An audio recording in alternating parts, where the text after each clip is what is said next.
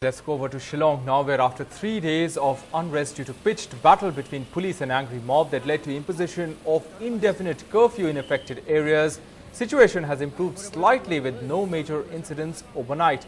Curfew was relaxed in the day by the state government, even as Meghalaya Chief Minister Conrad Sangma, in an exclusive interview to NDTV's Ratnadeep Chaudhary, claimed that the state government had been able to figure out the people and design behind the unrest.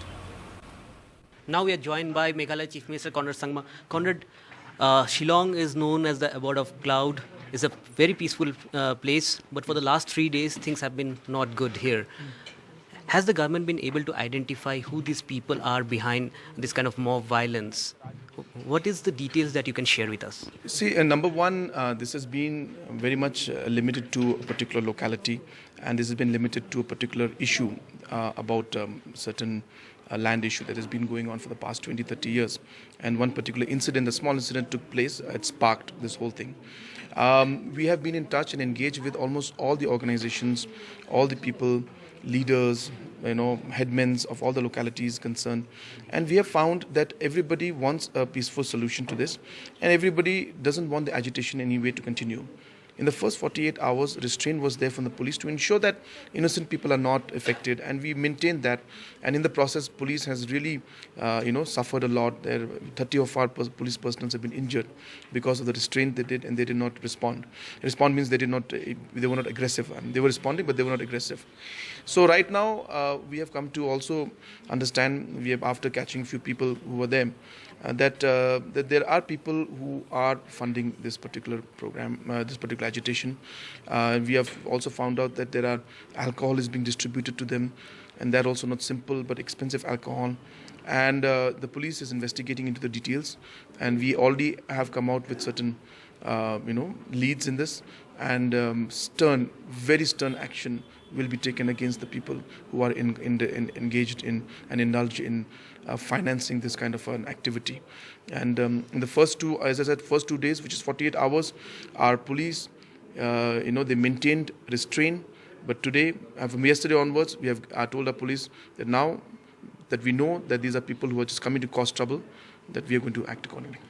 Now that you have been able to kind of pinpoint in terms of the design behind this trouble, do you think that these troublemongers are stray groups, or has any links to any of the band organization, or even that for that matter of fact even people with political aspirations?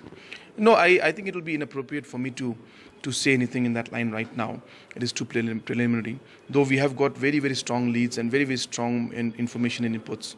But I don't think I want to talk about that right now. But we know for a fact this is happening, and I think the people should know that this is what the kind of activity that's going on, because of which this has been going on for the past 3-4 days. Because the issue as such has already been discussed. We have addressed it. We have talked to the people. We have taken very concrete action about it, and we have told the people that the pending issues that are there, we're going to sit together. So in spite of all the commitments and assurances, why this continues is what was bothering us, and then we found out that this is what's happening. So therefore, I don't want to take names, but or any organization or anything like that, but I can tell you it's happening, and we will get down to the root of this. Also, that there is a sense that people are getting that in the 80s. Shillong has seen some very horrific movement in terms of the insider versus outsider divide, and then for the last 20-25 years it's been quite so.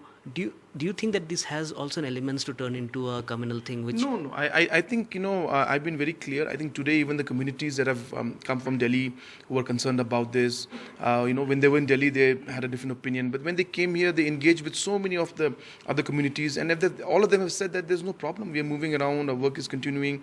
The problem is very much in a particular locality, in a particular location, with a particular issue. And that issue just happens to be that there are two communities involved in that issue, but it's not a communal thing. It's regarding that issue that is there, and because of that issue, many small stray incidents took place in the past, years, which has just built up, and that's what it is. So it's not at all a communal thing. I appeal to even the media that we should not give it a communal color at all.